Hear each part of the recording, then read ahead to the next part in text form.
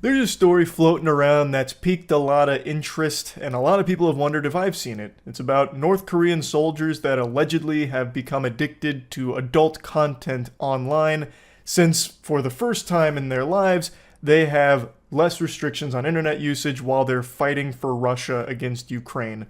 So, North Korean soldiers that are fighting with Russia, they've apparently gone full gooner after having their Sharingan awakened with this unfettered internet access, at least according to Gideon Rackman, a Financial Times Foreign Affairs commentator. A usually reliable source tells me that the North Korean soldiers who have deployed to Russia have never had unfettered access to the internet before. As a result, they are gorging on pornography. A classic source, trust me bro moment. However, this guy does have some prestige with that title, I think. I don't know. I'm not an expert on the Financial Times or anything. It's not like he really dove into the lore or explained where he got this information from. He just kind of made it like a mic drop moment and then walked away. So this could just be a guy pulling shit out of his ass. It's very possible. The U.S. Defense Department spokesperson, Lieutenant Colonel Charlie Dietz, was even asked about it and said that he couldn't confirm any North Korean internet habits or virtual extracurriculars. He went on to say that they're instead more focused on serious aspects of North Korea's involvement, if any, in Russia's military operations, and that the question about whether or not the North Korean soldiers are going auga at their phone screens when looking at honkers should be asked to Moscow instead. Of course, it's impossible for me to know whether or not the claim is true that North Korean soldiers are now gorging on pornography. I'm not there. I'm not looking over their shoulder, breathing down their neck, going, hey, what you watching there? So I have no way of knowing. It doesn't seem like there's any strong evidence to support the claim, but whether or not it's true, it's an interesting thought that I want to talk about briefly. We had a similar topic that I talked about like 5 months ago when there was a story about this remote tribe that had recently got internet access, and there was a viral story about how they've now become addicted to porn and it's destroying their entire community and all of that. So this isn't the first of its kind here, though in that case that was very overblown and dramatic for the sake of clicks. And in this case, it's too early to tell, but there's no evidence to suggest that North Korean soldiers are right now in the middle of big-time gooning. On Reddit, however, the front page, they have this photo right here that claims it's a picture of a North Korean soldier that was watching girls dancing all day, but it looks like a really staged photo. I mean, the guy looks super happy. He looks like he's on cloud nine right there. That is a man who is at peace with whatever is on his phone. But it really feels like this picture is not authentic. And then from the same Reddit account, they also posted this, which is a short video of a North Korean soldier apparently watching girls dancing on social media. To me, they just feel more fake than a fleshlight, just very phony baloney staged photos. I don't know why, maybe to capitalize off how viral this story has become. It just, to me, doesn't seem real, but it is very possible it is. But I haven't seen any actual journalists report on that photo or that video, so I don't know if the authenticity has been verified or anything. But putting it through the Charles sniff test smells like bullshit to me. Who really knows? But the idea is interesting because when you grow up with access to the internet, there's a lot of things that become normal to you that are incomprehensible to those that don't have that. There's the obvious, like, information, access to others, videos, like an infinite number of things change drastically with internet access. But since the focal point of this story was porn, I guess I'll talk on that aspect too. In North Korea, porn is Voldemort. You don't say its name, but it does exist. Like, there is a consumption of pornography in North Korea, even though it is forbidden. It's usually through the black markets, purchasing magazines or films and such, but it's not something that's like officially condoned, and it does carry a severe punishment, at least as I understand it. So it's not something most people have access to in an easy way. So as a North Korean soldier, if you go fight somewhere overseas and you have access to it on your phone, that is a game changer experience, because prior to that, most likely the only way you'd ever really see a naked person is if you saw them in person, right? Like, think back. I made this point when talking about this in the last video when it came to the remote tribe. The average person in the world right now has seen more yams and butt cheeks than your entire family tree combined. thanks to the internet.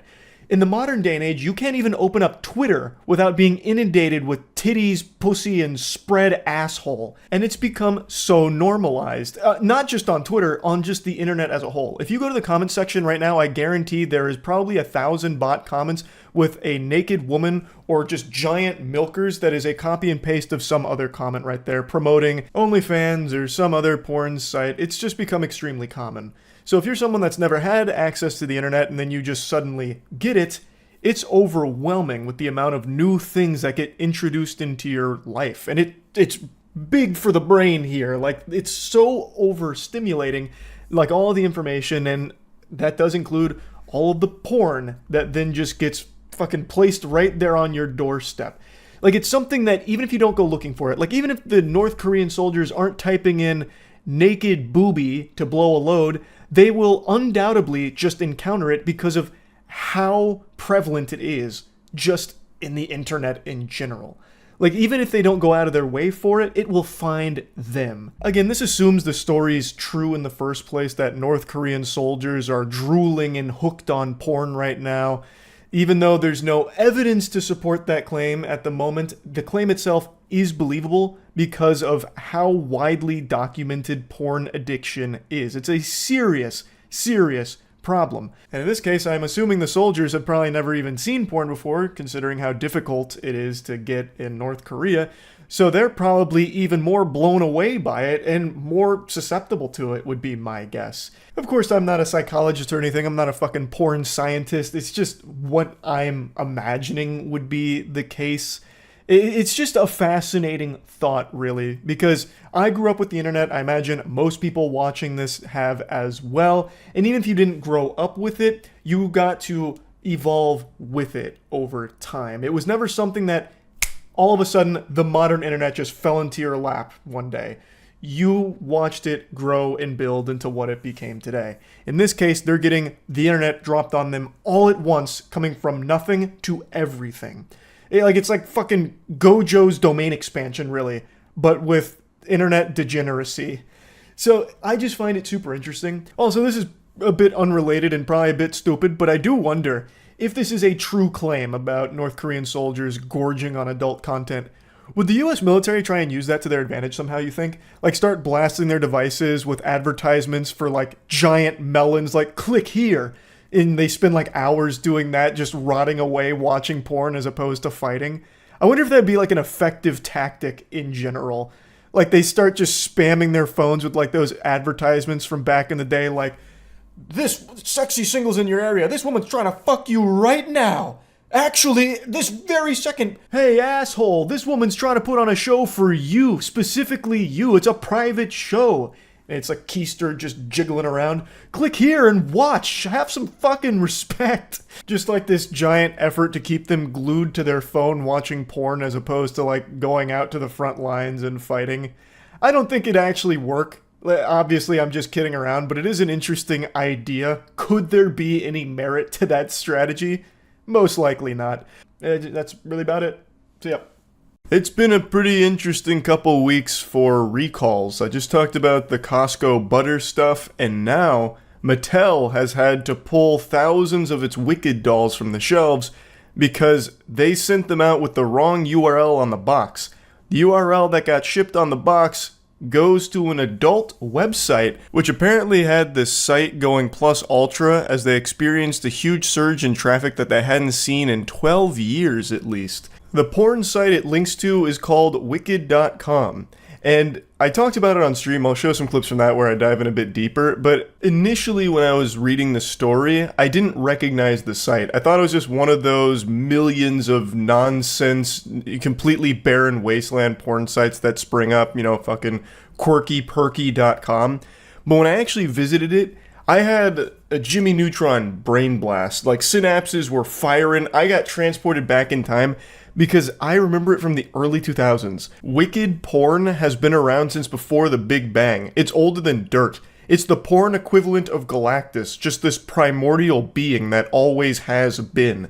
It was established in 1993, which means the porn is older than the book that the musical is based on. The book came out in 1995 and the play was in the 2003 era. So the actual porn site that it links to is like the OG genesis of Wicked. Of course, it has nothing to do with the play or anything, but I just found that to be so interesting.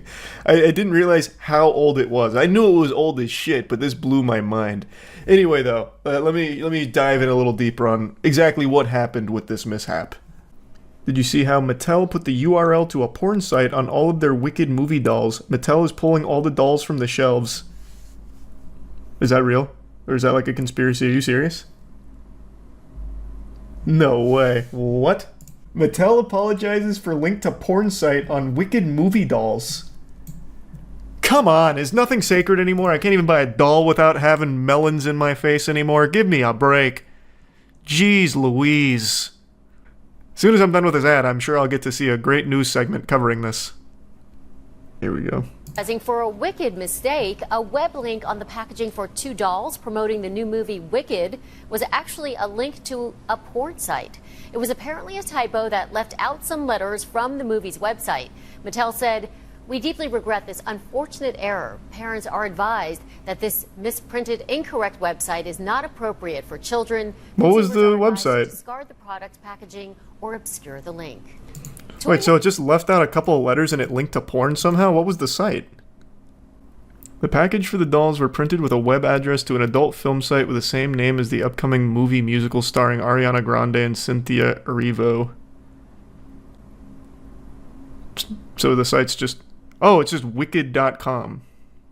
Sarah Ganau, popular YouTube creator who makes videos about Legos, told ABC News she first heard about the printing mishap on Reddit and went to Target to see it for herself. Thought it was really funny initially, but I was also concerned because this went under the radar. Dolls have been on the shelves for weeks. Oh, these are now officially labeled as misprints. Huge collector's item now. The Mattel Wicked doll porn packaging. It was supposed to be wickedmovie.com. I doubt anyone actually going to punch in that exact URL. Yeah, that's kind of what I'm thinking. I feel like most people don't. Since this misprint oopsie was made public, Mattel has taken all of the dolls off the shelves and all the major retailers no longer list them. There was a statement from Mattel saying, Mattel was made aware of a misprint on the packaging of the Mattel Wicked Collection dolls. Man, I've said the word Mattel so many times it's completely lost meaning already. Wow, fucking speed ran that one.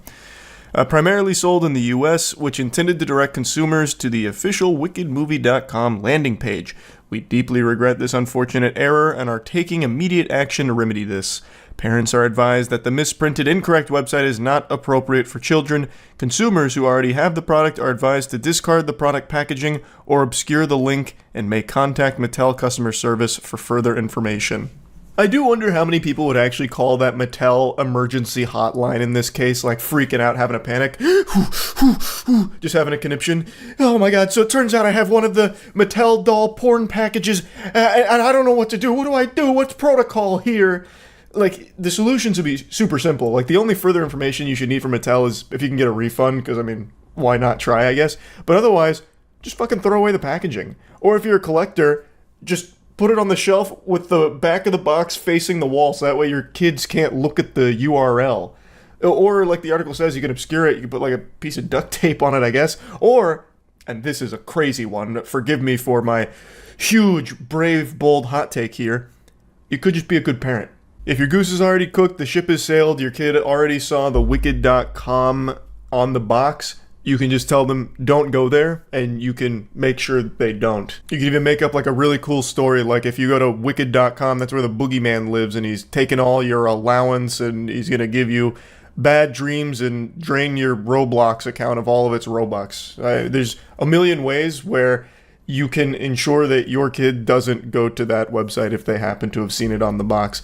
But calling Mattel for further information to see if you can get a refund, I do think a lot of people will probably do that. Like, hey, my kid saw this, I'm pretty mad about it, I want my money back. That's probably going to be the main people that call there would be my guess, but who really knows? All I know is this is an interesting misprint. I don't think I've ever heard of a toy company accidentally linking its consumers, kids, to porn. Now, as mentioned on stream, I also don't know how many kids or just human beings in general see a URL on something and then manually go home and type it in. Like that's probably not super common. And in this case, it definitely doesn't seem all that common because these toys were on the shelves for weeks before anybody even noticed it. So probably not a ton of people that got bamboozled and schmeckledorfed by the wrong URL here, but even still, it is a problem that needed fixing. That's all I really have to say about the whole Mattel fiasco here, but I do want to give you a little bonus because this blew my mind that anyone believed it.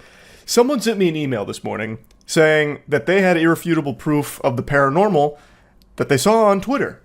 Of course, that immediately raises some alarms there. That's definitely a bit of a red flag if you're getting your evidence from some random shitpost on Twitter, but I was curious.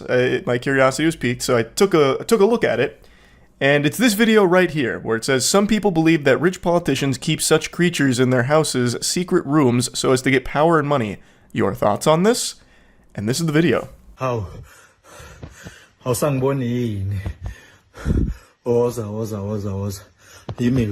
It was immediately clear to me that this is an AI-generated video. But even if it wasn't, why would you instantly believe this? It comes from an anonymous source, and there is no real substance here to any of it.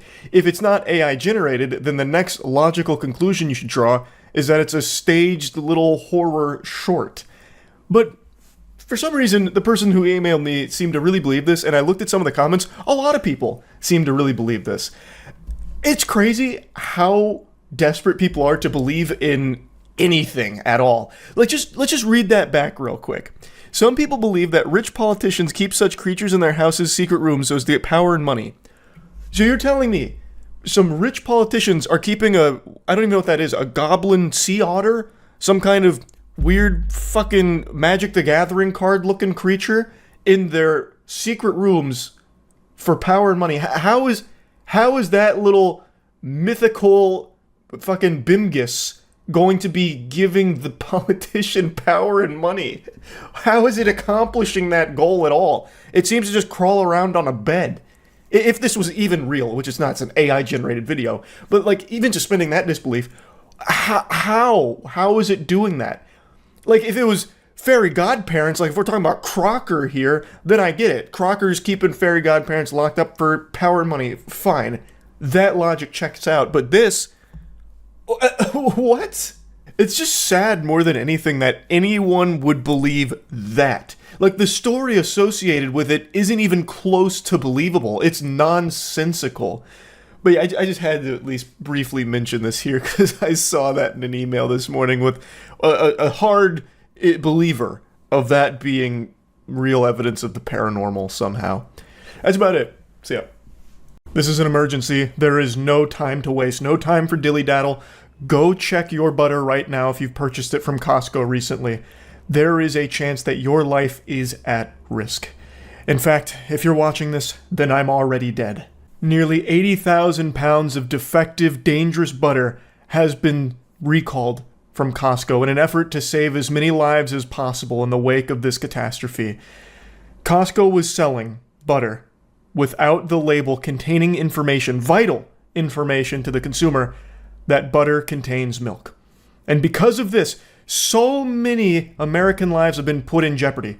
Because how are they supposed to know that butter contains milk if it's not put on the label? So they've recalled 79,200 pounds. The FDA is doing their best to save us from this unlabeled butter menace.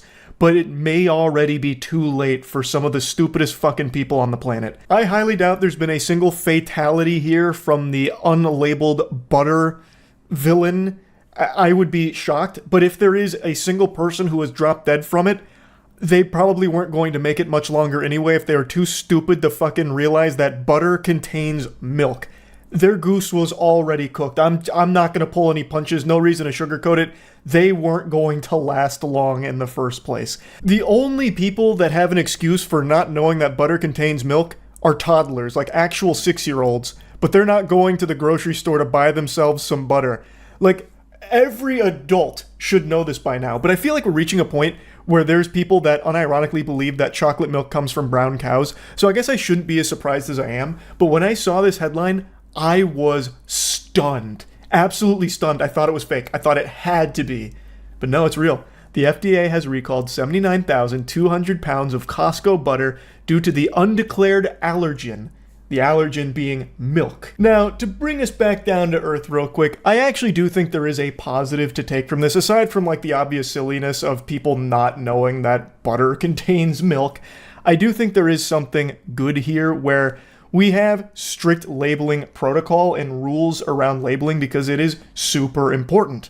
It's a life and death in some cases. If you don't have like strict protocol in place for labeling, you'll end up with like fucking Pink Sauce 2.0, where you have the dumbest label of all time that looks like it's AI generated from Cleverbot, right? Like, the ingredients need to be accurate. People need to know what's in the products they're buying because there could be something in there that could cause them harm. So labels really do matter in a huge way. You need to have these labels be accurate, and in this case, it wasn't. It didn't say contains milk.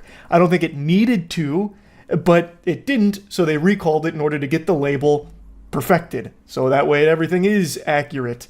So that is good, but it's still extremely sad that butter even needs that in the first place.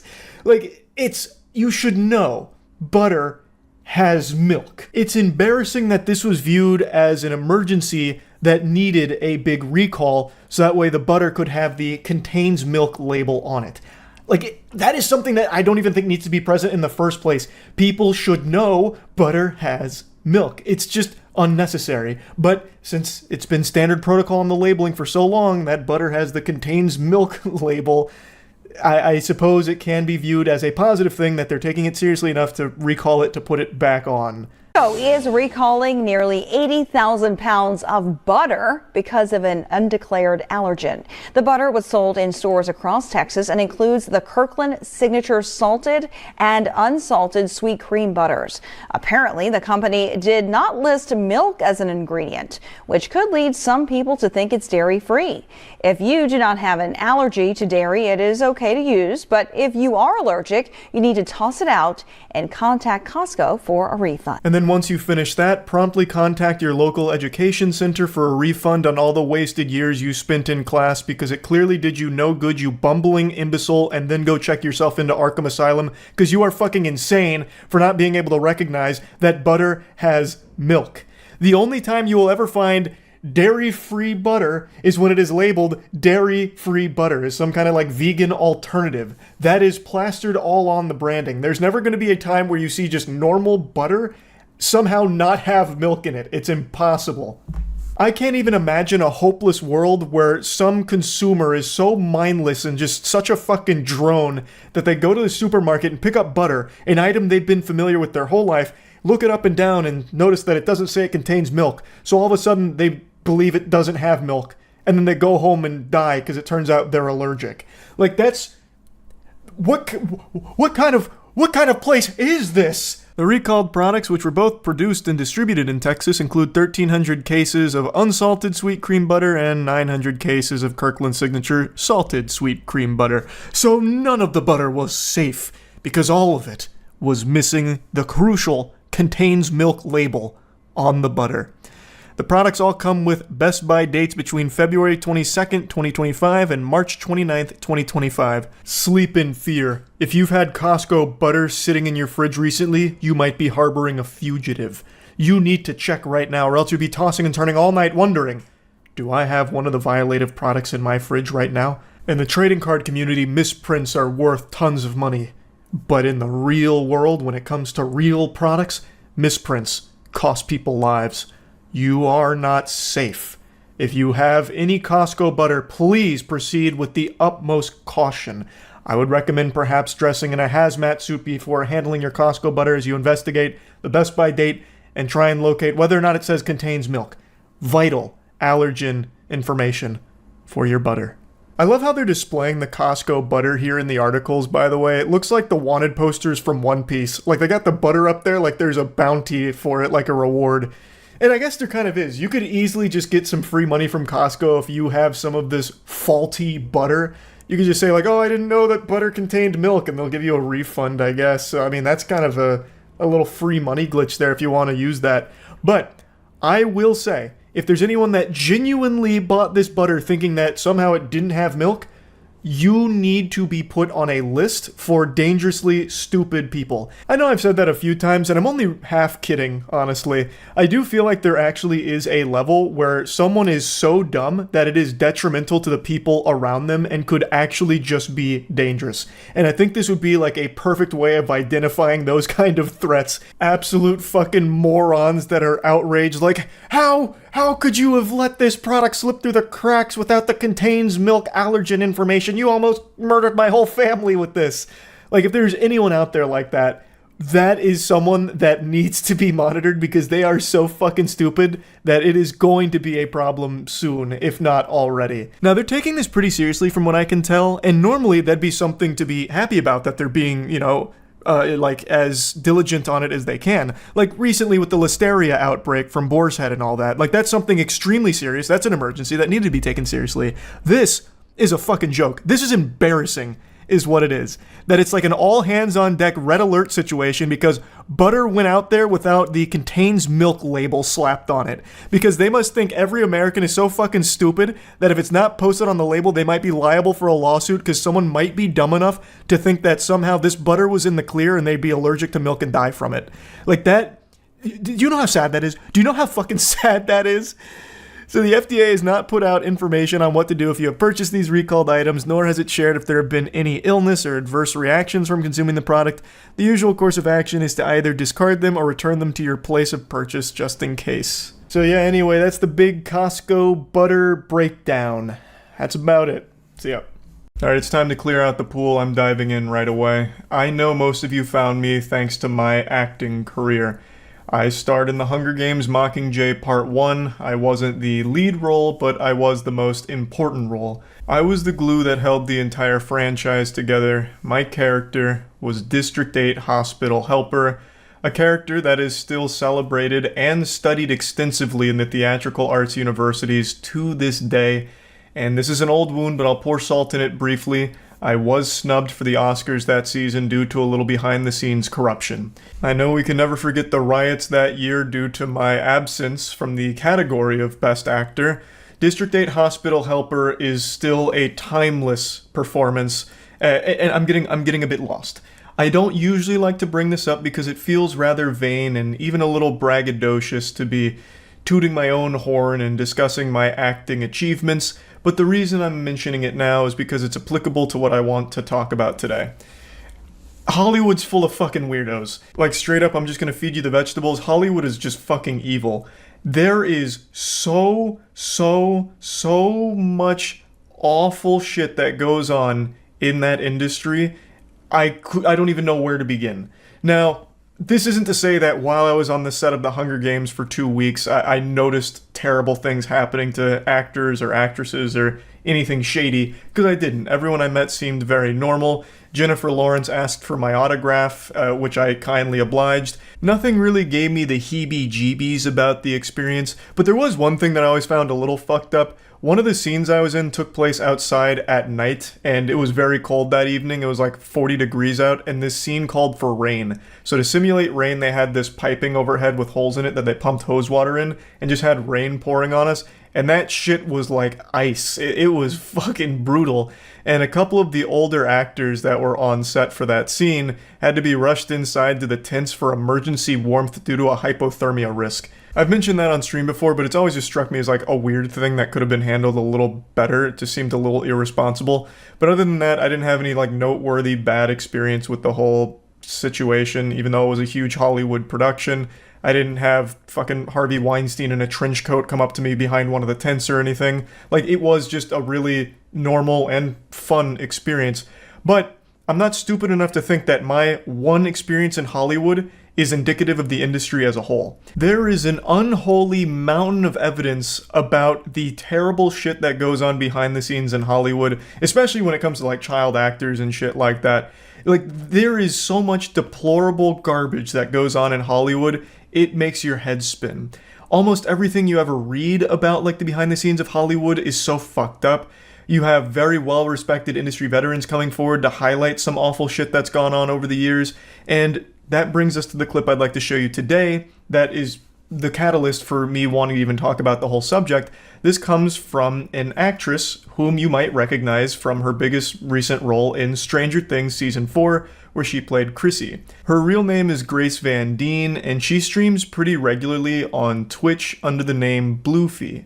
A couple days ago, before starting her Valorant stream, she was just talking to chat and mentioned that she's recently turned down 4 acting projects due to a horrible experience or experiences she has had in the industry with her bosses. So I'll go ahead and play you the clip right now. Well, there's a clip that's going viral, but I want to play you the entirety of that section so you get the full context instead of just the 60 seconds. In the last 2.5 weeks, I've turned down 4 movies.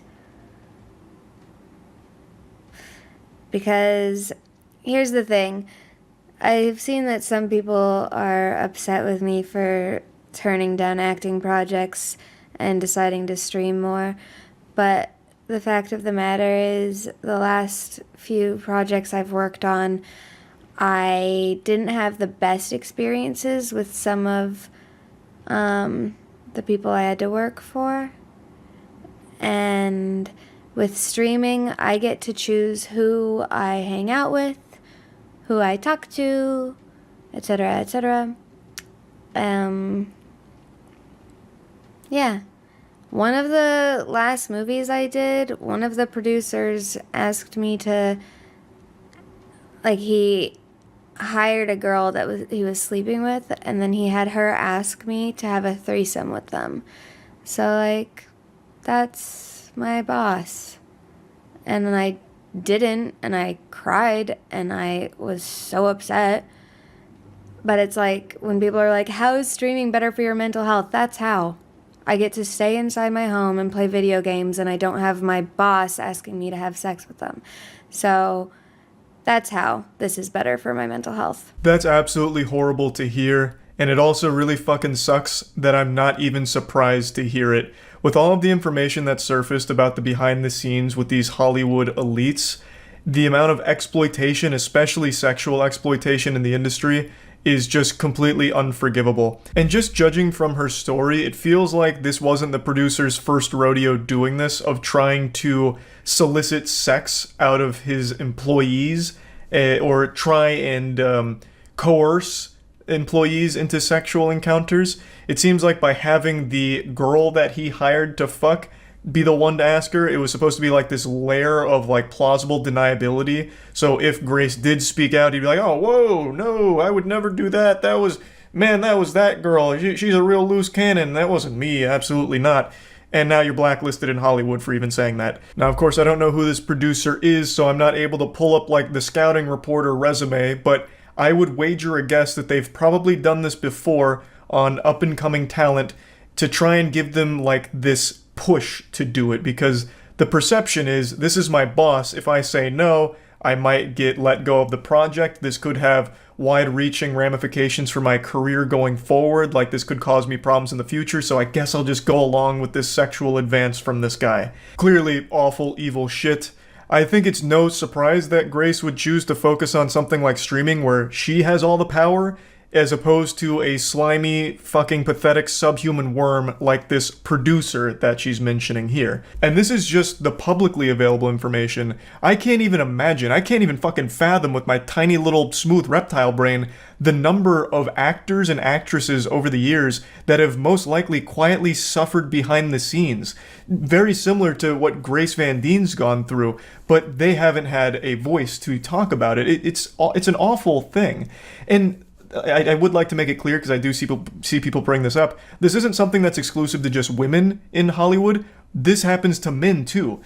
Quick examples right off the top of my head. Terry Crews, Brendan Fraser. It is something that is just a widespread problem in Hollywood itself. Now, of course, I'm pretty sure women are the main victims to these evil Hollywood elite fiends, but it's not exclusive to just women. Men, as well as children too, are very real victims that are being preyed upon by these monsters that are abusing their power and taking advantage of everyone they can.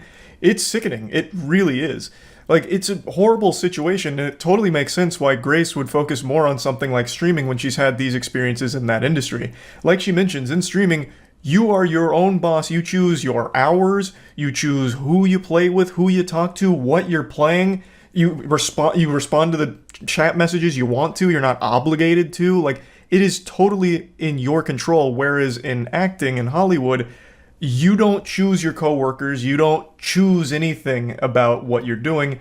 And you have to play along. And especially in Hollywood, where if you don't play along, this fucking ring of evil vampires is connected so tightly that if you are someone that rocks the boat, you get blacklisted and you won't land future roles. That has been well documented as well, that there is like an actual Hollywood blacklist for people that are maybe a little too forthcoming with what's happening behind the scenes. Like, it's a scary spot full of scary, powerful people. Grace Van Dien doesn't mention this producer's name. And I think that's a very important thing to notice. And it's not like she did anything wrong by keeping his name a secret. But I feel like the reason she wouldn't name and shame this person, and she would have every right to, is because the person has so much power in the industry. Whether that's lawyers or general industry pull, where if she did out them publicly, he would pull strings to ensure she never works a day in her life again in that field. There is such a huge risk to her should she speak out against these people. I imagine this is the primary reason why a lot of these people are still in those positions of power, because their victims feel like they can't speak out, or else it's a huge risk to their own safety, their own financial well-being, their career. Like, there's just a lot of potential problems that could arise from them just even speaking out about it. It's terrifying. It really is. And it's horrible what Grace has gone through. It fucking sucks to hear that. It's awful. And my heart breaks for everyone in the industry that's had similar experiences to Grace. It's honestly, Hollywood is just so fucking corrupt. There are so many awful people that operate in that industry and have openly operated in that industry for quite some time now. Now, I'm not saying everyone in Hollywood's bad, of course. There are going to be some good people in Hollywood. Absolutely. It's not 100%. But we can't dismiss the fact that there is an outrageously large amount of scum and fucking terrible things that have been happening behind the scenes for years. So yeah, I just wanted to talk about all of that. That's really about it. So yeah. Yeah, the title's not clickbait. I find this to be an extremely interesting story. A dog just solved a murder. Okay, well, hold on. The dog itself didn't solve the murder. It's not Scooby-Doo. It didn't roll out there in the mystery machine and, unmask the villain or anything like that. It's not Air Bud. But a dog, the dog's presence and the way the dog was behaving helped lead officers in the right direction to find the murder suspect. There's a reference I'm sure all of you have heard before, and it happens when a dog tries to get a human's attention. You might hear someone say, "What's the matter? Timmy's stuck in the well?" And it's a reference to a show called Lassie. This joke was even made in Fairly Odd Parents back in the day. Also, I looked it up. Timmy never got stuck in a well in that show. He did end up on like an active minefield and like exposed to radiation. So it seems like the forces of nature really wanted him dead, but they never, stranded him in a well.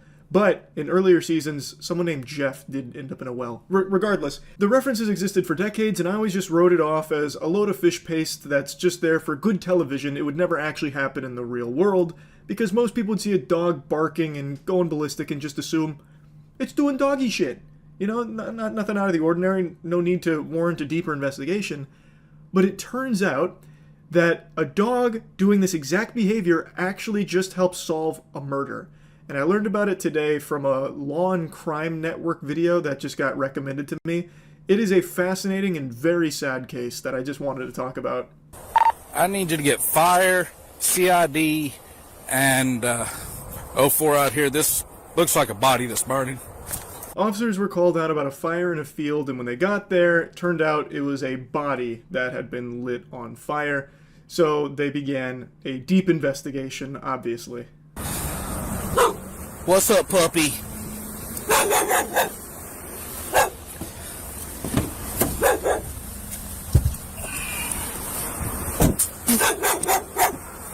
Nearby, a white Labradoodle barks frantically, refusing to leave the scene. Come here. Officers try to capture the dog, but it evades them, as if guarding the site. So this dog, in the pouring rain and hail, refused to leave the site. It was constantly barking, refusing to be captured, and refusing to leave. And officers started to wonder why. I mean, it must have belonged to the victim here, and its presence there could actually be really helpful in trying to figure out who this was, because the body was burned beyond recognition. That was the whole plan from the murderer, to set the body ablaze so that they couldn't identify who it was. And the dog being here and refusing to leave now gives them a really good chance at trying to figure out who it was by finding who the owner of the dog is. You sure are hanging around here. Is that your person over there?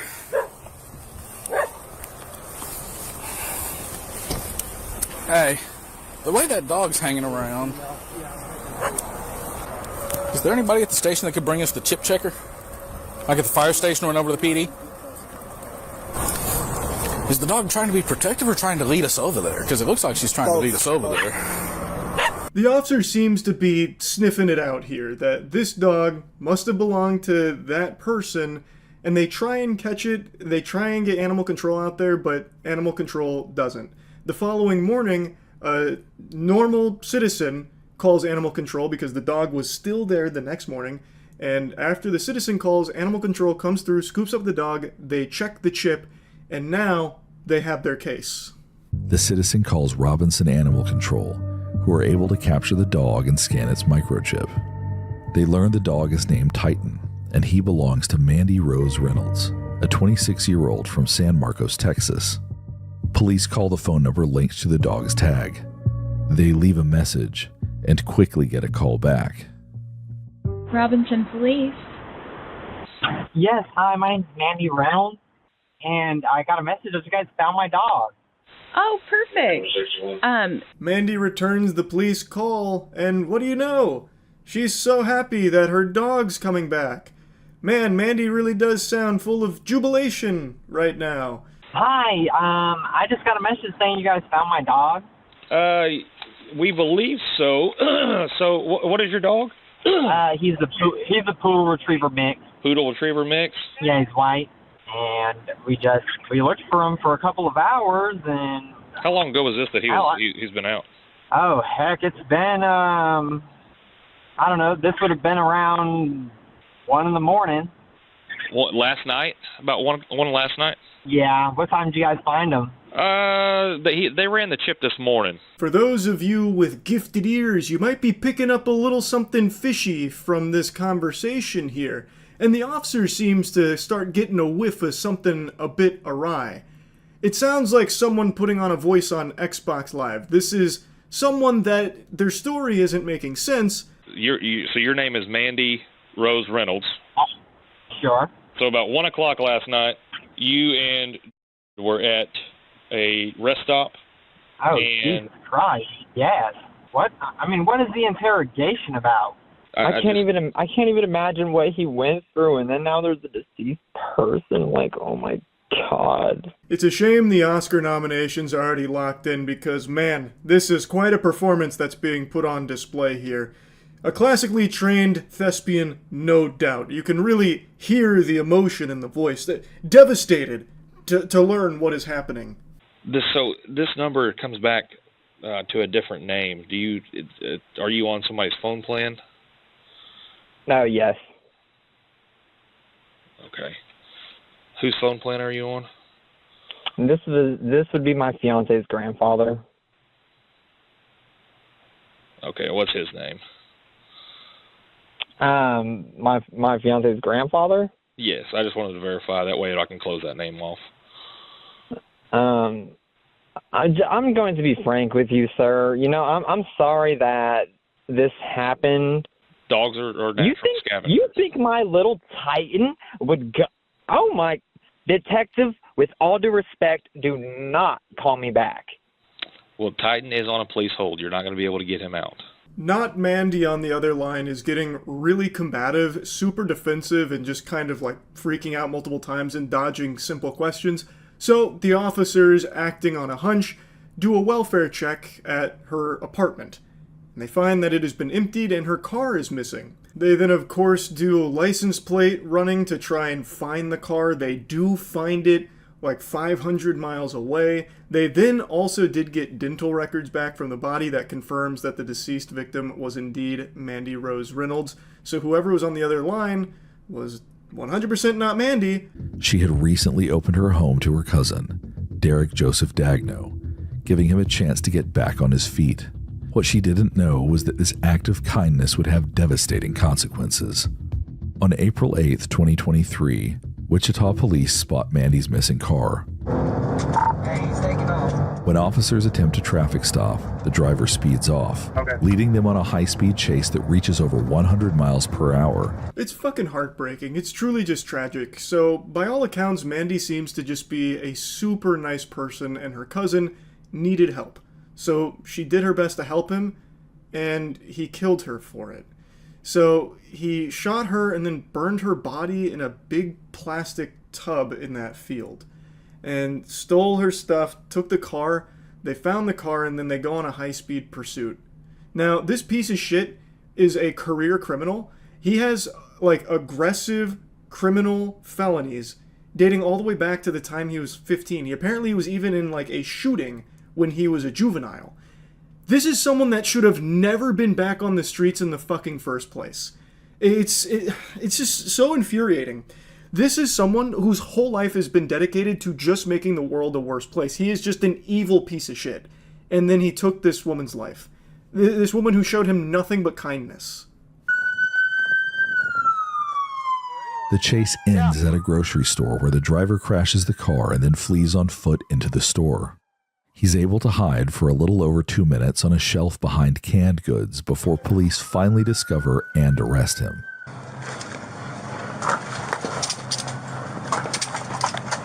Pull him out. 283, clear the air. One in custody. Aisle 5 might be withdrawn. Or ODing, sorry. Hey, brother, what'd you take? What'd you take? Big time cleanup on aisle 5 here. This fucking imbecile hid behind the canned goods. The worst hide-and-seek player of all time. Don't know what that thought process was. They'll never find me behind the olives and canned tomatoes. No one ever checks there. And then this imbecile must have started boofing whatever drugs he had on him, just taking as much as he could so they wouldn't find that too, because when they pull him out, he's in and out of consciousness. And it's not like the officers came there and just started fucking peppering him. They didn't do anything. They approached him and then told him to leave the canned goods. Get out from your fortress of beets. Come out here with your ass in the air. And you can't do that because he's barely lucid. Holy shit. Yeah, we gotta go that way. Someone stay here and make sure they don't... The car, too. The car. He's identified as Derek Joseph Dagno, Mandy's 27-year-old cousin. Just days before the murder, surveillance footage would later show Derek purchasing a gas can, a shovel, and a large plastic container. Evidence from the car links him to the crime. Inside, they find the pistol used to kill Mandy. The evidence was overwhelming. It took a jury only half an hour to convict him. Life in prison was the sentence for this subhuman evil stain. And you want to know something crazy? After the sentencing, his brother had a little something to say about it. After the verdict was delivered, tensions boiled over in the courtroom, leading to a heated argument between members of both families. The conflict escalated when Dagno's brother-in-law attempted to strike someone and was escorted out of the courtroom in handcuffs. He was later released. That's unfathomable to me. You're telling me Bubba here was so upset at this verdict that he tried to strike someone? His fucking brother just killed an innocent woman.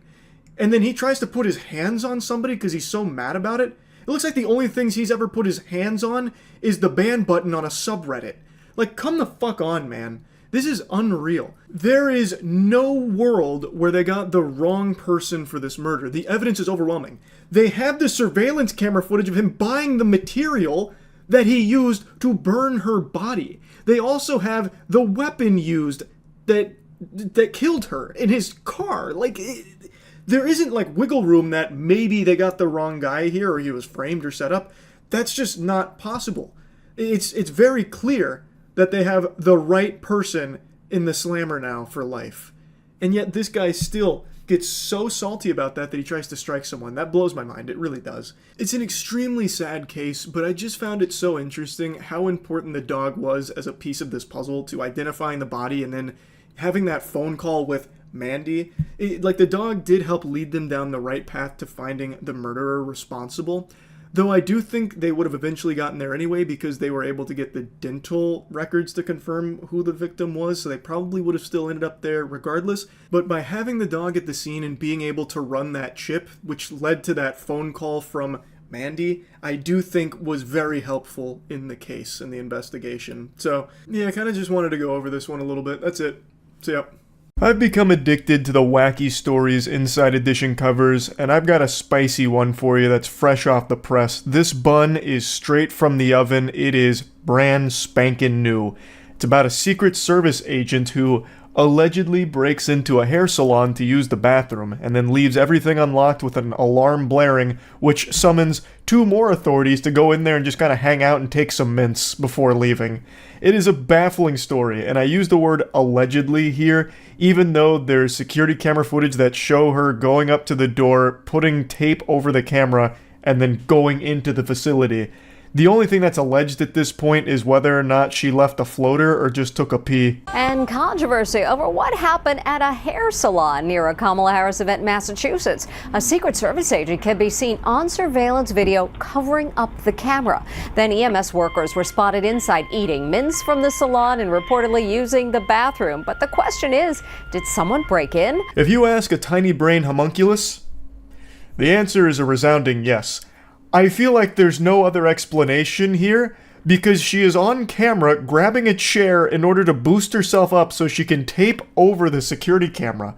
Who does that if they have permission to use the facility to take a shit? That doesn't make any sense. And I couldn't help but giggle very hard when the other authorities show up and just start taking mints with the alarms blaring after the Secret Service agent busts in here. What else could possibly be the explanation for climbing up and covering the camera if she had permission?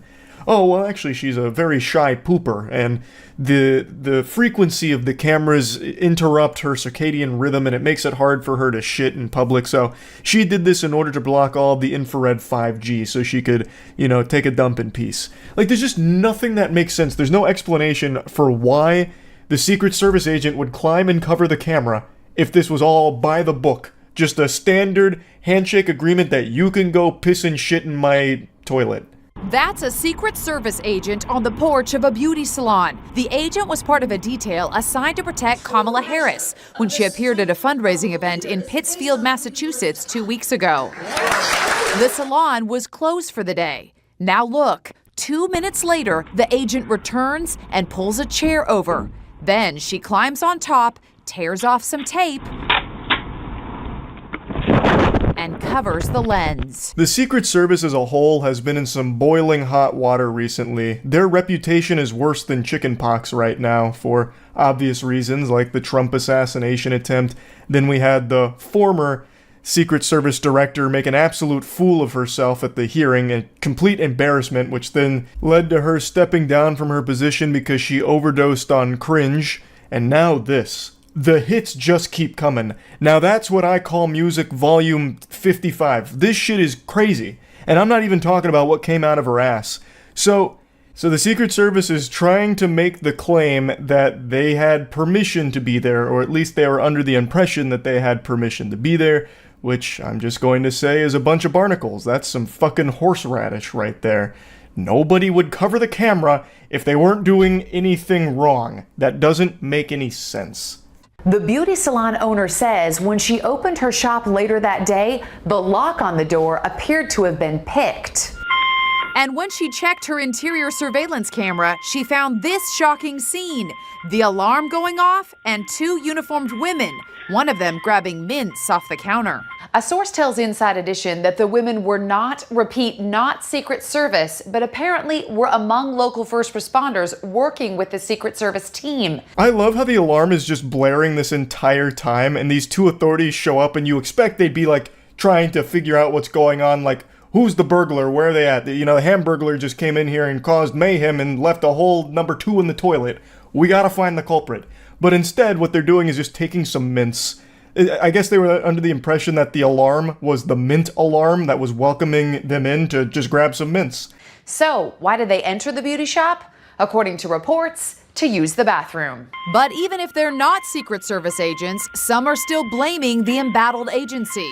Secret Service agents broke in to that salon owner's place. A Secret Service spokesman tells Inside Edition the agency has reached out to the beauty salon owner. Our personnel would not enter or instruct our partners to enter a business without the owner's permission. Yes, of course. When I get permission to do something, I usually like to do it in the most suspicious fashion possible. So if I was invited to grab a necklace from a jewelry store in the display case, I would probably do that while wearing a ski mask and breaking the glass open with a big sledgehammer. What kind of fucking putrid drivel is coming out of their mouth with this? What do you mean? The lock was picked, she covered the camera, the alarm is blaring. How was there any semblance of an understanding that this was a completely normal interaction where they had permission to be there? That doesn't make sense. It's just a violation of this business owner's constitutional rights. This Secret Service agent didn't even need toilet paper in the bathroom because she was busy wiping her ass with the Constitution. This shit is so foul. The president of the county ambulance service says the paramedics inside were using a bathroom they were told they could use by people in supposed authority. How? The alarm is blaring. What did they think was going on there? A shardy party or something where everyone was just welcome to use the bathroom and the alarm was just to, get everyone's attention that, hey, this bathroom is available to just wreak havoc on? How could anyone get the impression that this bathroom is totally open while the alarm is blaring the entire time and the business owner and nobody is even there to be seen? How do you get that impression? We spoke to former Secret Service agent Jim Rathman. Entering, using the bathroom, eating the candy, that part is not something that is normal and should not have happened. Obviously, it shouldn't have happened. I can't imagine it's standard protocol here. No one's expecting the Secret Service agents to be wearing a diaper that they'll soil themselves in where they don't get bathroom breaks or something and they just have to hold it forever. But they're expecting some level of decorum where they can feel safe knowing that the Secret Service isn't just going to pick their locks to use their toilet. You know what I mean? A spokesperson reiterated that the personnel wouldn't enter or instruct partners to enter without owner's permission. They believed they had it here. They then offered to pay for damages, cleaning, or the business's private alarm bill. The owner said they were happy with the apology and it brought a level of accountability. However, they said, when they cleaned up, they left the tape on my camera and they left my back door completely unlocked. What could have happened in that hour and a half or 2 hours that you guys left the building unlocked? Which is a really good point. Yeah, thanks for doing the bare minimum of taking some level of accountability, even though you're trying to weasel your way out of just admitting that a Secret Service agent had the grumbly tummy and needed to use a bathroom immediately, so they picked a lock and broke in. That, to me, seems like the most likely explanation for all this, but I'm no crack shot detective or anything.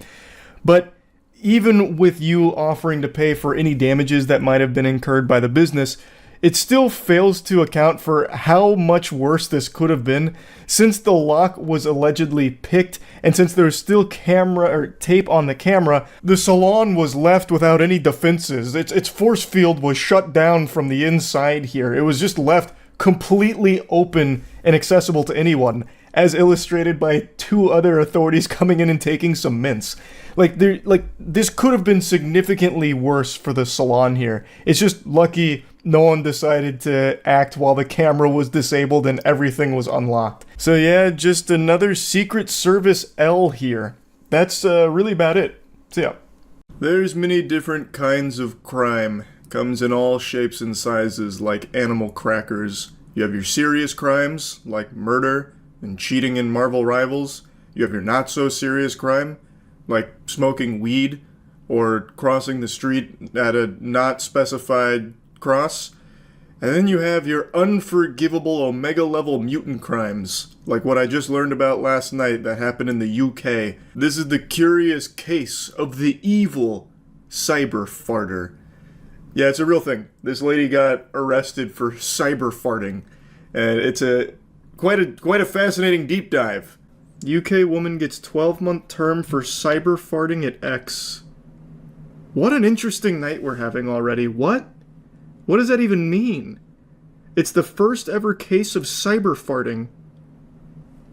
That's the actual term they're calling it. That's not like a meme or anything. That's it's in the Economic Times.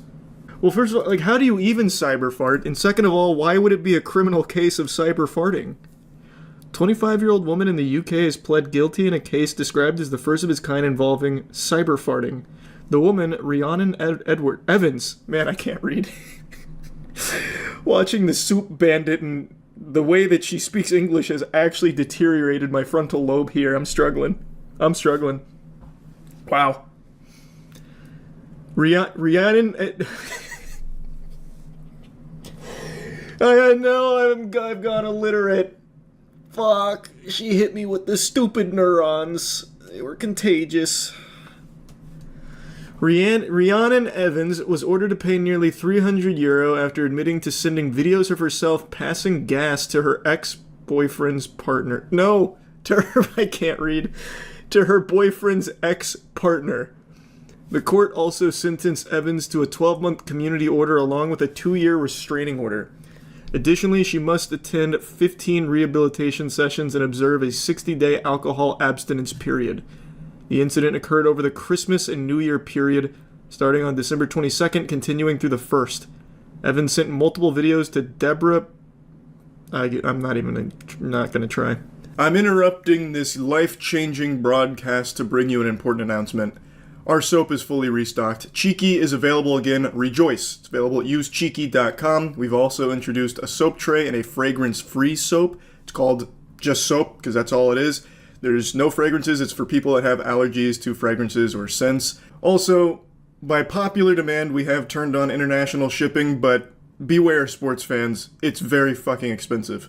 We make all of our soap here in America, so international shipping is no joke when it comes to prices. But people said that they really want that, so we turned it on, but you will probably be paying more for shipping than you are for the actual soap. And that's not us, by the way. We don't set the shipping price. That's just old Uncle Sam coming into our buttholes here and charging an arm and a leg to ship internationally. But anyway, Cheeky's fully restocked. Use Cheeky.com for the best bars of soap ever made. So it's because she broke wind and sent it to this lady unsolicited? So I guess like it's more of like a harassment charge, not so much... Like the farting wasn't really the issue, I don't think. I guess it was the harassment? I don't know. What an interesting case. Didn't you fart under oath in court? Man, this is how rumors start. No, brother. I didn't fart in court. When I went to court in the Carl Jobst versus Billy Mitchell lawsuit, Billy Mitchell's team used my fart as evidence. I was not in there passing gas. So if you look into the case and you go to the Billy Mitchell team, you will see actual ass. It was on day 6 of the trial when I was called in as a witness. Still such a badass picture. But yeah, this is entered into the official evidence from Billy Mitchell's team. I did not fart in court. His team submitted it for some reason. The videos caused her distress and anxiety, leading her to contact the police. Prosecutor Diane Williams stated that the videos were considered indecent or grossly offensive. Describing one of the clips, she said, "She proceeds to pass gas by placing the camera on her bottom and passing the gas." Over a span of days, Evans sent multiple similar videos, each showing her smiling at the camera while passing wind. Evans' attorney, Harriet Gorst, Man, that's some goofy shit. Harriet Gorst attributed the incident to ongoing issues between Evans' partner and her regarding child contact. Gorst stated at the time she sent these videos she had some drinks and she sent them, understanding now this has caused the victim some distress. She sent them without malicious intent. However, the prosecution disagreed, with Williams stating, "It was purely malicious. She was smirking throughout, found it hilarious, but the victim didn't." Why? Why wouldn't she find that hilarious? It's a fart. That is inherently silly. Like, yeah, it's weird to just get sent one by someone you don't really know and don't really like. But I gotta be honest, I don't know if it's criminal. I wouldn't go that far. You hear about the plant in Sydney that reeks of socks and garbage that had 3-hour-long lines of people coming to smell it? Why? No. Why? Why is that like an event people would want to line up for to smell stink? In a victim impact statement, she expressed her desire to feel safe in my home. I can't sleep with the flatulence boogeyman lurking via cyberspace. I feel jeopardized. The court ordered Evans to pay €100 in compensation and then €200 in court costs. She must also complete 15 rehab sessions and abstain from alcohol for 2 months. Additionally, a 2-year restraining order prevents Evans from contacting her. Imagine going to rehab for cyber farting. That's almost insulting to the whole idea of rehabilitation. Imagine that being on your record. Yeah. She's gonna have a hard time finding employment. The cyber farter is gonna brand her for life. A damn shame. Don't do the crime if you can't do the time, as they say. Look at the photo of the cyber farter. She looks guilty. Is it in this article or it's a different article? Let me see. 25-year-old learns fate in first ever fart We will leave selfie no case. stone unturned until the people responsible are caught. This is the latest from the newsroom. The Premier of New South Wales. Okay, here. Is this her? Is that the cyber farter?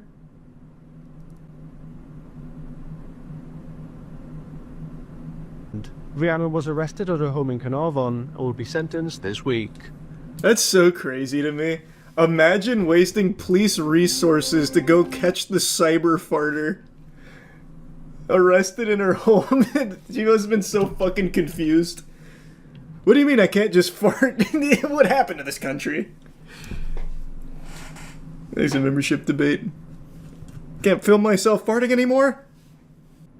I imagine they broke in like that meme where like the authorities kick in the door and like rappel down and then smash a vase against the wall. She's reaching for her ass! Don't let her! Get her! Get her! Shoot! Shoot! She's gonna fucking do it! Thousands line up to smell plant that reeks of gym socks and rotting garbage. This looks like that shit from Harry Potter when that lady lifts it up and it starts squealing. Tall, pointed, and smelly, the corpse flower is scientifically known as Amorphophallus titanum, or bungabanki. Bungabankai. Bankai? Holy shit! This is serious then. 20,000 admirers filing past for a moment in her increasingly pungent presence. That she's starting to open, and we have been waiting for this. Yes, we have. Species of the horticultural variety. I think everyone here at the Royal Botanic Garden Sydney won't be sleeping tonight.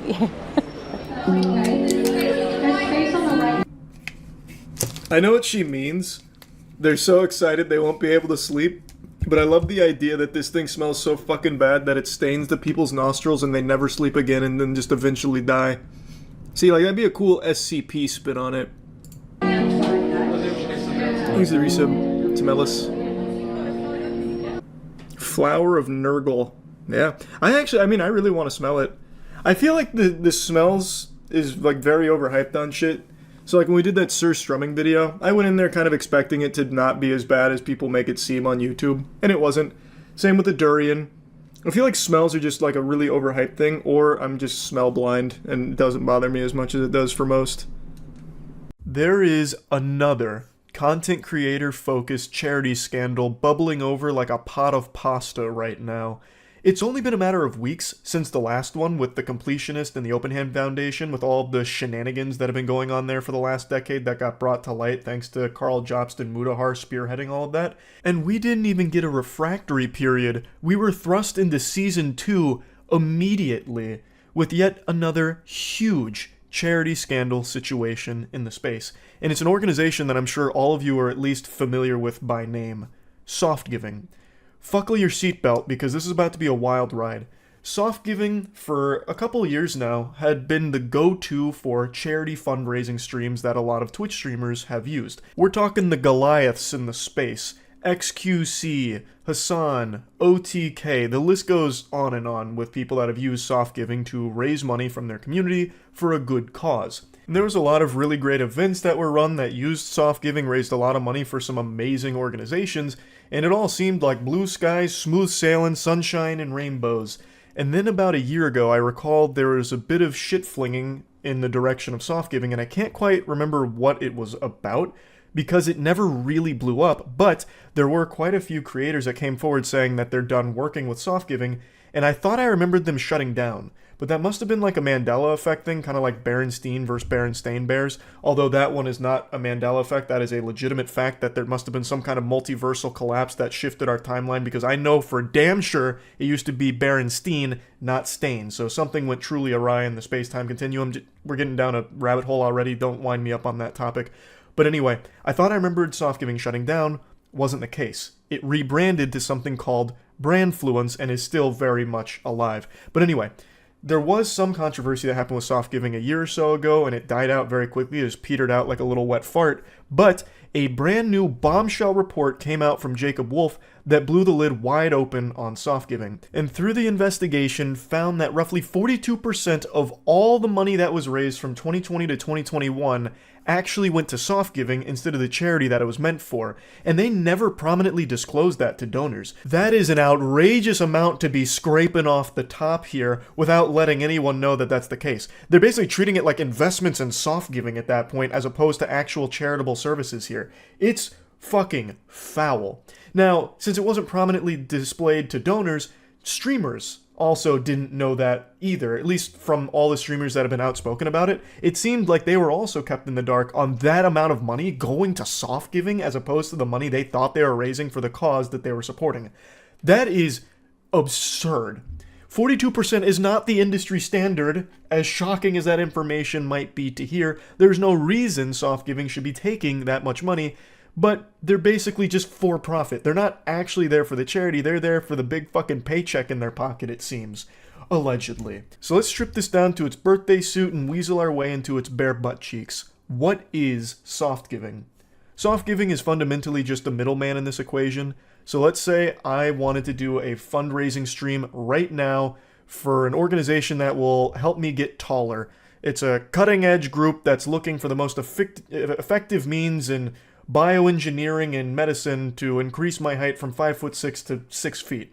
So instead of having my community donate directly to that foundation, fucking pipsqueakpowerup.org or whatever, I would partner with soft giving to have my community donate through the soft giving campaign, and soft giving would take that money that they donated and transfer it to that organization. They would take it and basically just be this conduit for the money to flow through to the organization that the stream is supposed to support. There's nothing in there that would justify taking 42% for that effort of taking the money here and putting it over there. You know, we're not taking Bikini Bottom and moving it over there. We are doing the simplest process ever. 42% is an outrage. It's ridiculous. It's absolutely ridiculous. And soft giving says that it gives you all the tools necessary to make the campaign as successful as it can be, but that's a bunch of hooey. There is nothing there that justifies that amount going to the administration costs or whatever fees that they're trying to say they incurred from doing that process. It's just ridiculous. To really highlight the anomaly of soft giving here, Jacob Wolf's report talks about its competitors like Tiltify and Donor Drive, which I think are two names a lot of you have also heard of. They're very popular as well. And I'm just going to read this to you. The process of donation funds passing through another charity before making their way to the intended destination is unusual. In the scenario where a third party manages the funds without the charity's oversight, there's far more likelihood of misuse and profiteering, said Zach Wiegall, the CEO of Charity Gamers Outreach. On those services, charities sign up and pay a monthly or annual service fee to allow influencers to set up their campaigns. As part of that process, those charities authorize Tiltify and Donor Drive to assess a pre-agreed upon administration fee after a donation has been received. The money is never held by a third party. Tiltify and Donor Drive simply connect to the charity's Stripe, PayPal, Amazon Pay, or other payment accounts and deduct the administration fee. On top of its service fees, Tiltify, for example, charges anywhere from a 3.5 to 5% fee, according to its CEO, Michael Wasserman, making the sum of fees that cut into the total donation approximately 10% for most charities. So you are looking at an astronomical difference in terms of the percentage cut that soft giving takes as opposed to Tiltify. It's night and day. No matter how you spin it, this is a smell that smells smelly. Like shit from soft giving. A bunch of bullshit here. And we've only scratched the surface of Jacob Wolf's report. I highly recommend you check it out if you're curious about how deep this goes. Apparently, when he was trying to get some interviews and statements from soft giving, he instead faced a lawsuit that was issued to him. So apparently he was sent a letter written by the attorney representing Brandfluence, aka the new soft giving, I guess, that demanded they don't publish this piece. But then he said, we believe in investigative journalism and our First Amendment right to freedom of press. So Jacob Wolf ended up publishing it anyway, even amidst this lawsuit that he was issued. So big W move there, because I think this is important information. It is always extraordinarily scummy for anyone to take advantage of others' kindness. Charity fraud and charity scams, alleged charity fraud and charity scams here, are the lowest of the low that you can possibly sink. It is so exploitative and so just disgusting. Now let's take another peek behind the curtain here, because Jacob Wolf just made another report here 4 days ago with the new IRS tax records. And according to this, during 2022, soft giving raised more than $3.56 million in donations, according to the tax records filed by the Giving A Foundation, the pass-through nonprofit that soft giving partners with. Around $1.92 million of that ultimately went to the intended charities. Nearly $1.65 million, roughly 46% of that money, went to soft giving in fundraising expenses, the tax records show. Soft giving, more like not giving, 46%? That is downright dirty barnacles. Allegedly. Or even, is it even allegedly if it's public tax filings? But allegedly, I'll just say it to be safe anyway, they seem to have their finger on the trigger of lawsuits. They seem to like to toss those puppies out willy-nilly. So might as well play it safe. Alleged. That's not okay. That's not good at all. Now, another thing that came out in Jacob Wolf's report is that soft giving would also pay streamers to do charity streams. That information isn't new, and it's not exclusive to soft giving. I saw a lot of people did talk about that, and it created a bunch of buzz, but that's actually a conversation that's been had even a few years back. There are sometimes events that are run that will pay a streamer to be the face of it and raise money for it, and that's always going to leave a sour taste in people's mouths, understandably so, because if you're a streamer or a content creator that's raising money for a charitable cause, the impression is that you're doing it from a genuine place of care and wanting to help, as opposed to it being some kind of paid brand partnership, because it doesn't seem that sincere anymore if you're getting paid to do it. In that case, why are you paying the content creator? You can just take that money that you're going to pay them and put it into the charity itself, you know what I mean? And if the content creator really does care, they run the charity stream with you, is how I would personally view it. I feel like doing paid charity streams is just never going to be a good look, but again, that's not something that's exclusive to soft giving or this report. That is something that's been in the industry occasionally for a long time now, unfortunately. That's also a debate that's been had a lot over the last few years since that information became more public knowledge with paid charity streams. I think one of the main arguments in support of that practice was people saying that without a content creator spearheading it and like taking charge of it, it wouldn't have as many eyes, thus wouldn't raise as much money for the charity. And I get that perspective, like that makes sense, but it's still just not really a good look to get paid to do a charity stream, because that money that you're getting paid could very easily just go to the charity as well. I just feel like when it comes to raising money for a good cause, it should come from a good place as opposed to like a transactional thing. But that's just my personal view on it. I don't think paid charity streams are a great thing. But anyway, back to soft giving and how much they take out of the cookie jar here. So, with all of this coming out from Jacob Wolf's report, a lot of streamers have been questioned by the communities wondering, well, how much did you know and how do you feel about this? And from everyone that's talked about it loosely so far, it seems that the common sentiment is they had no idea that soft giving operated this way. It seems like streamers were just as surprised to learn this as everybody else, because it wasn't something that was common knowledge that soft giving was taking this much behind the scenes. I think even the streamers that may have been paid to do campaigns probably also didn't know either, because I don't think soft giving would disclose that internally either, because they have to know how shitty of a thing that is, which is why they try and keep it this secret. Alleged secret. So that's kind of what I think. Asmongold on stream said that they're engaged in a lawsuit with soft giving over all of this, with this whole massive controversy and charity scandal. So I guess we'll have to wait to hear more information about how that goes and what the lawsuit will entail. But regardless, this is a situation where everybody loses, especially the donators who gave their hard-earned money to a cause they thought was great, and definitely is a good cause for most of these fundraisers, but were absolutely fucking scammed, alleged, scammed by soft giving by not properly disclosing how much money they were taking. It's a tragic thing to exploit people's kindness in that way, especially when it comes financially. You're not only just taking advantage of people's willingness to help others, you're taking their money on top of it too in this pursuit of trying to help others. It is as low as you can fucking get. So I wanted to just put this on everyone's radar here. I highly encourage you to read Jacob Wolf's report on this for a far more detailed breakdown of everything. I gave you like the bare bones cliff notes of all of it. It is some scummy shit. So just wanted to talk about this a little bit. I am very curious to see what other streamers will come out to talk about their experience with soft giving if they choose to, or if this is going to be something that's mainly going to be fought with lawsuits behind the scenes, which is also entirely possible. But we'll just have to wait and see. But anyway, that's about it. See ya. $500 billion. Does that number even mean anything to you? It is so astronomically high that it almost feels fake. It just sounds make-believe, like made-up doubloons. Now, me being the turbo genius I am, I can process that number. In fact, it also happens to be how many wrinkles are in my big brain. Check this out. I just passed one hand through the other, and you'll never be able to figure out how I did it. $500 billion also happens to be how much money Nvidia just lost yesterday after DeepSeek slung its meat onto the scene.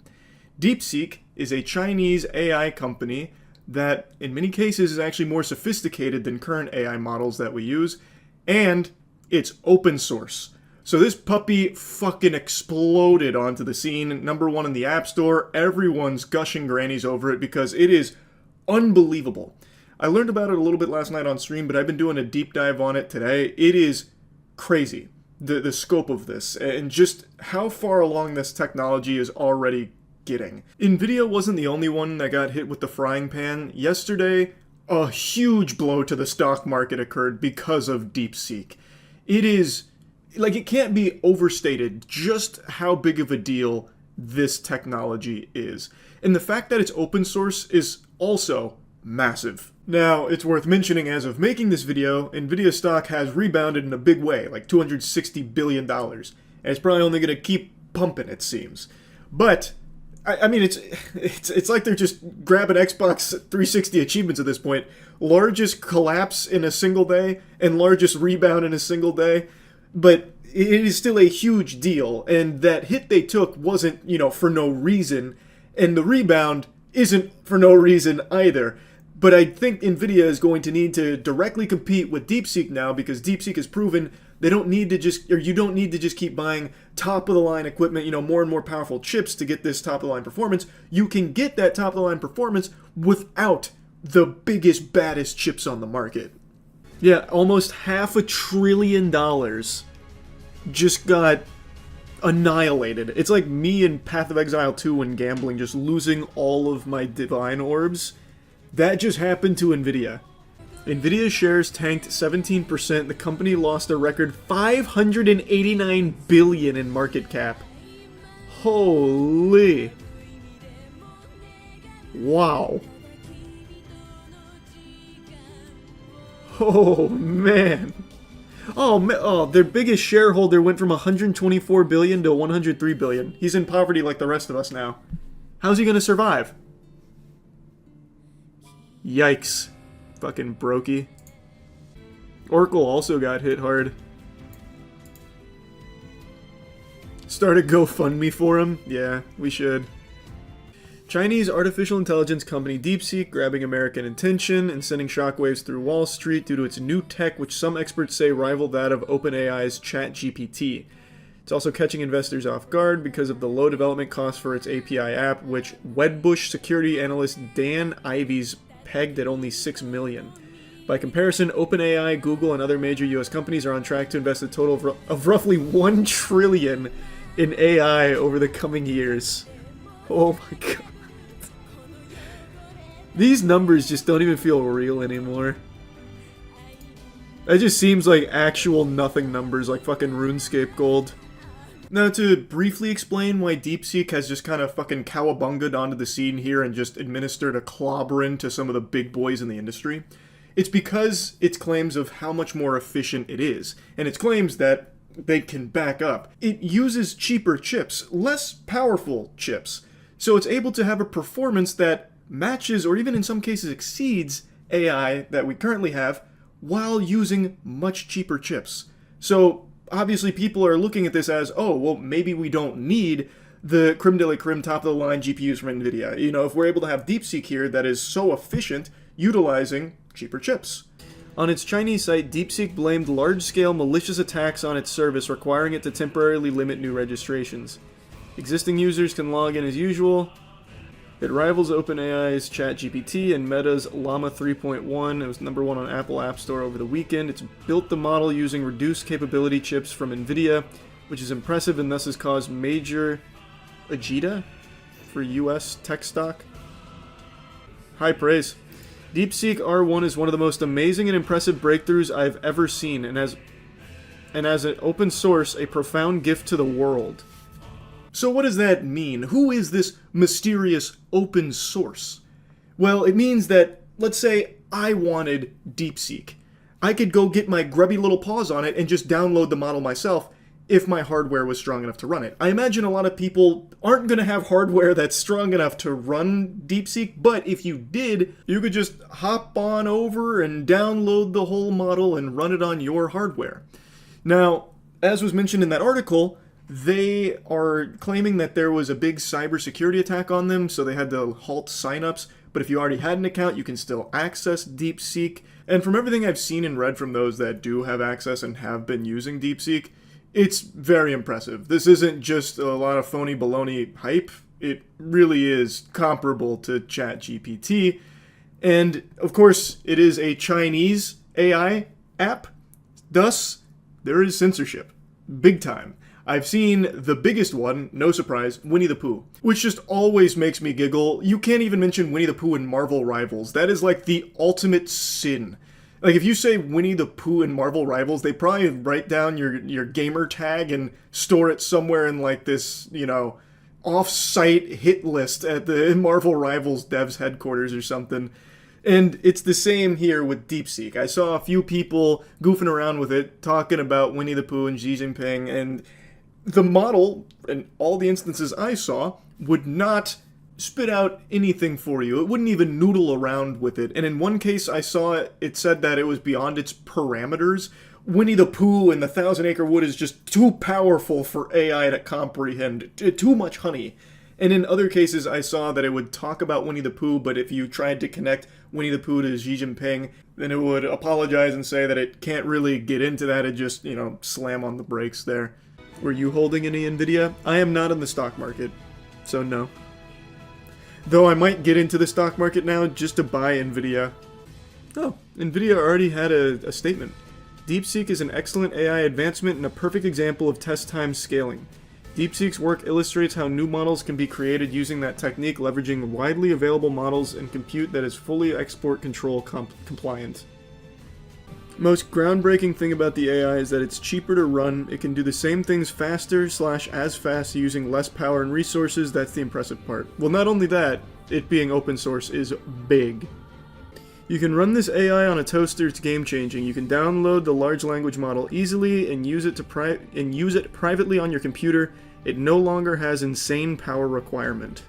This whole thing is so fascinating to me. This is a company that has produced something for a handful of millions. From what I've read, it's like $6 million is what all up this has costs. And it is rivaling and even exceeding some of the other big boys on the block that cost billions. It's unbelievable, really. And I'm so curious to see how this continues to evolve. And the reason I harp on the open source so much is that I just always think that is such a step in the right direction to pushing industries, like the actual advancement of this kind of tech. Instead of like hoarding the Krabby Patty secret formula, the recipe or anything, by giving everyone access to it, especially when access to it is much easier because it's so much more efficient, more people can utilize it because they won't need such absurd computational power to use it. It's just, I'm just very curious to see where it goes, really. Yeah, I'll be keeping my eye on it. As I imagine most people in the world will be. It's a pretty fucking big deal. That's about it. See ya. 2 days ago it was tomorrow. Yesterday it was today. Now look at us. In the present. Today. And still no Epstein files. They treat these like Bubble Bass treats pickles on a Krabby Patty. Still no pickles, but it turns out he's just hiding them. They have the files, it seems. And instead of releasing it to the American public, they'd rather just give these binders that say Epstein Files Phase 1 to some influencers, so that way they can pose with it like a prized fish, where they're smiling and laughing about it like they're about to go to homecoming, instead of just releasing that information. It's so fucking weird. They're treating these extremely serious files with child sex traffickers in them as if they had just got like a baseball from their favorite MLB player who threw it into the crowd for them. It's just not being taken seriously. Not only by the people that have the binder, it seems, but by the actual GOP. I was going to mention this yesterday, but I decided to, sit on my swamp ass and just stew. We'll wait to see what they say about it tomorrow, because I thought there was a chance maybe the House Judiciary Twitter account got hacked with this post. Like, surely they'd release a statement today, but no. They're just going to plug their ears and pretend it didn't happen. But I'm sure a lot of you saw yesterday the actual official House Judiciary Twitter account rickrolled the Epstein files. I shit you not. They posted this tweet, and when you click that link, it takes you to a rickroll. The tweet eventually got deleted, but it was up for hours. It wasn't like a brief thing that some random person scooted into the office and did as a joke. This was something that they posted and kept up for a while. This shit is so outrageous, it has my voice cracking. My vocal folds are left in disbelief like they just watched a David Blaine stunt. Except this isn't like a magic trick or an illusion, this is all very real. They are treating the Epstein files like some kind of joke. This is one of the most infamous child sex traffickers in American history, and they are treating it as if it's not serious. What? And now they're just not going to ever address that this happened. They're just going to ignore it. That's craziness. Now, like I said at the beginning, I didn't expect the Epstein files to be released today because it's been very clear that that's just not coming.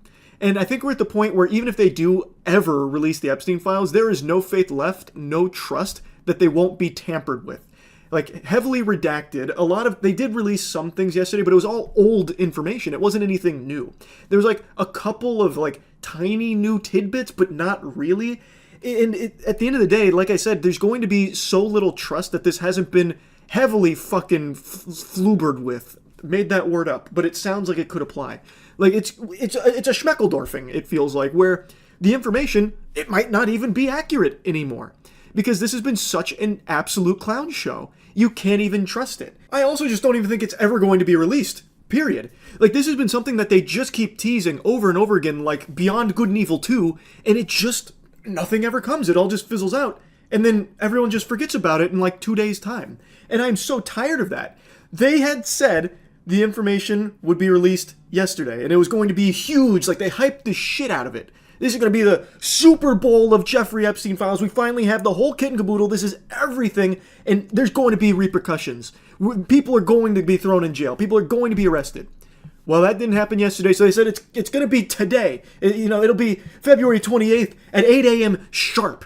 It's just the fucking pesky FBI director did a little, shady business over here, and, well, we're getting our handle on it, but it's coming 8 a.m. February 28th. Well, still not here. I didn't expect it to actually be released today, but, much like a growth spurt in my 30s, it would have been a nice surprise to finally have them actually release these things.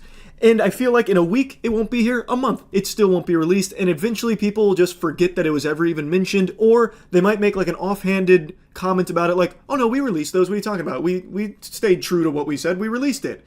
And it's just the information that's already been known for fucking years, with like nothing new added to it. Not what was promised, not what they said was actually coming, with all the arrests, all the jail time, and all these new names and all this new information about these evil fucking people that participated in this child sex trafficking.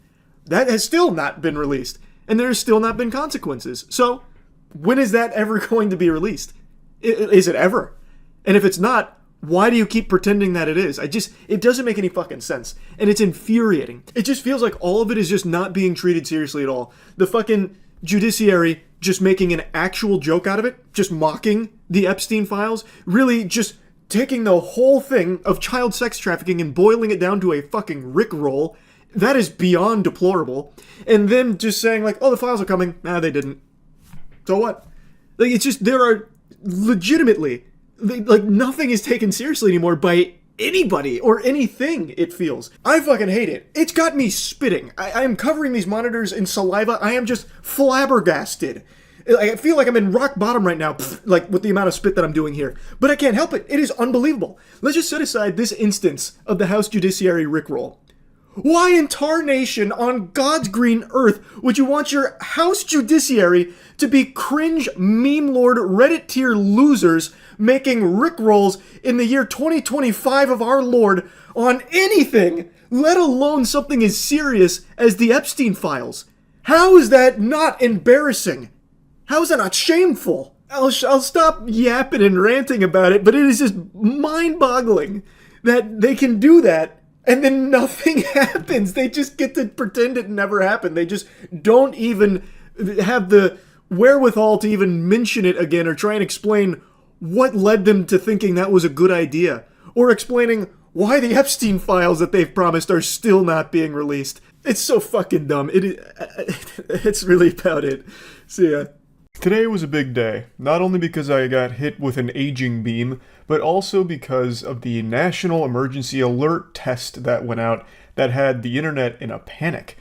And by that I mean a bunch of weirdos on Twitter that were making it seem like this was going to be an apocalyptic event and warning everyone to shut off your phones, turn off all the electricity, resort to caveman Neanderthal mode. It's the only way to stay safe from all the 5G radiation that's going to be blasted through your cell phones into your brains and melt them from the inside out. Or there was also other conspiracy theories about how it's going to turn you into zombies. One of them was even very Kingsman-esque, where it's going to activate some kind of like vaccine-related microchip in everyone's brain that's going to turn them hostile and have people fighting each other like it's that scene out of Kingsman at the church. All kinds of wild stuff. And I'm recording this after the fact, so if you're watching this, then I'm already dead. The alert test system took over, and it was the end of humanity. They were all correct. Now, to briefly explain in case you were in the dark, I'm sure you all got the message and maybe you don't know why. Basically, they stated that they were going to do an emergency alert test and everyone's phone was going to get it. Basically just an Amber Alert, but nationwide. This also isn't the first time they've done it, but it's the first time they've done it since the brainworms took over in society, where everyone's just constantly on edge and panicking about everything. So this one was a big deal for some reason. And now to briefly explain why I'm graying here like Gandalf, we were filming one of our new music videos for The Gentle Men. I took off all the prosthetics so I don't look as old in the face, but I haven't showered yet. I just really wanted to post this video because as of making this, the alert broadcast just happened. So it's still very fresh, so I wanted to talk about it. And I also want to show you some live footage we shot when the bombs dropped, when the test message was received by all of us. Really? Well, it's Sleepy Joe out here trying to test an emergency alert system, and I didn't give him consent, so a lot of people think he's activating the 5G latent within our DNA now. Yep. About to trigger the Marburgo virus or whatever, turn us into zombies. What was that one? What's it called? The Marlboro? Marburg, I think. Marburg? Something like that. What is this? I've never heard of it. One of the theories is that the signal from the emergency alert system is going to activate the virus and turn you into a zombie. I mean, that's honestly pretty cool if it does. So the experts on Twitter are saying turn off all electronics. I'm not going to. Nope. 15 seconds. We're gonna brace for impact. I was gonna say, I'm gonna All right, everybody, I want you to know how proud of you I am. Just in case this is the end. 5 seconds. Hey, it's been great. It's been a good run. See you guys. They're late. Oh, he's sleeping again. Was it 2 o'clock sharp? I thought it was 2:30, but you said it was 2, right? I don't know. I didn't. At times. Does someone want to check out what it actually is happening? 2:30. Oh, all right, Jiminy, we'll be back. Jiminy we'll be back Christmas. later. Nope. All 4 right, minutes. I'm rolling. You trying to open my wallet? No. Well, it'd be useless now when currency goes out of fashion. Money means nothing. Bottle caps. Yeah, the barter system A again. few of us that are left are going to trade in seashells. Yeah. Y2K is coming back. The sequel. Well, so yeah, you guys saw the false alarm at 2 p.m. Yeah. They pushed it back to 2:20, so Joe could finish his nap. Now we're here. I can't laugh super well at this. Oh, this is like a horror movie. It is. Oh god. I'll just like jump scare at the camera.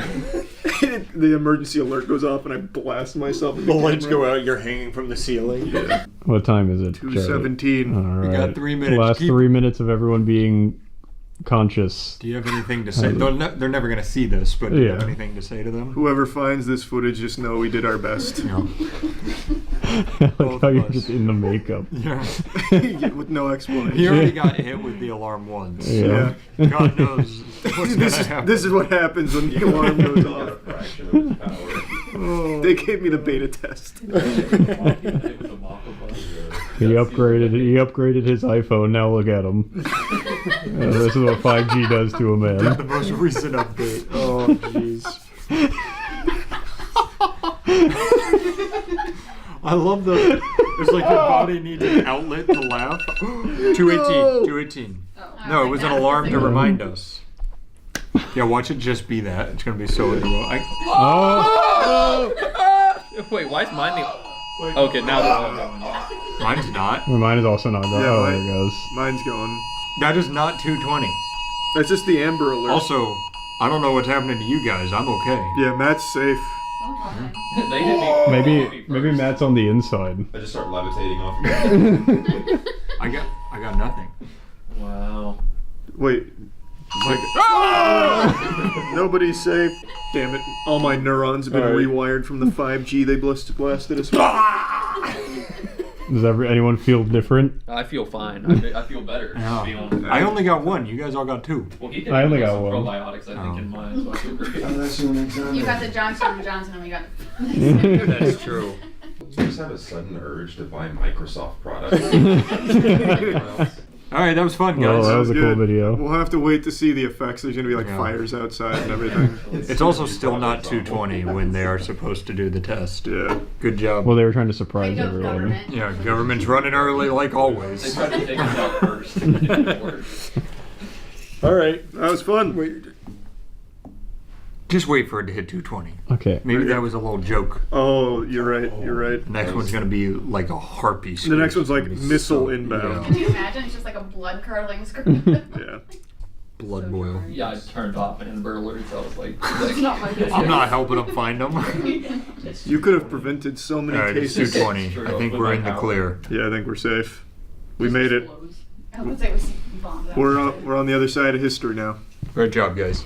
I wonder how that one lady feels who tweeted about the zombie apocalypse. Yeah. Yeah. She probably feels pretty vindicated. Yep. Hey, it's me again. I've been de-aged back down to 29. Now here's the little after-action report now that we've had some time to sit on it, marinate on the juices here, post-national alert test.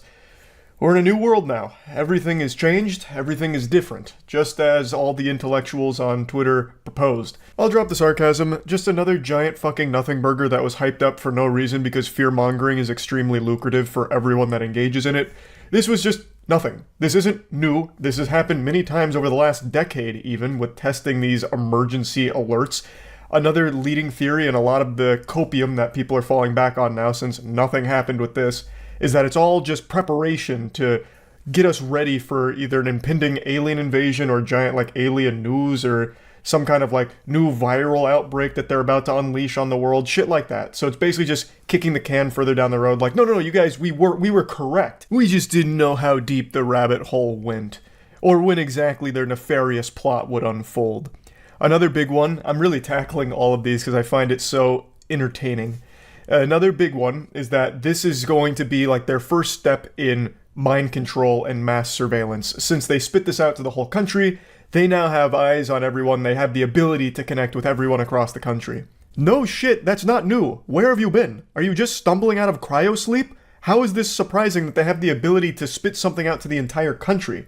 Like, privacy does not really exist anymore. And the government is always up your butthole right now because everyone has a phone, or a computer, or something that connects to the internet at their house. The government has all the information they could ever want about you at all times. They wouldn't need to run a national emergency alert test to somehow confirm that they can get to you or speak things to you through the phone. They've been able to do that for like 2 fucking decades now. That's not new. So if this was some kind of like mind control frequency, they would have been able to do that in secret long ago because they have been able to connect to everyone in the country for a long time now. Like, this whole thing is just so ridiculous. All of the hoopla over this alert test. It's just fucking silly. It's such baloney. And I just had to talk about it. That's really about it. See ya.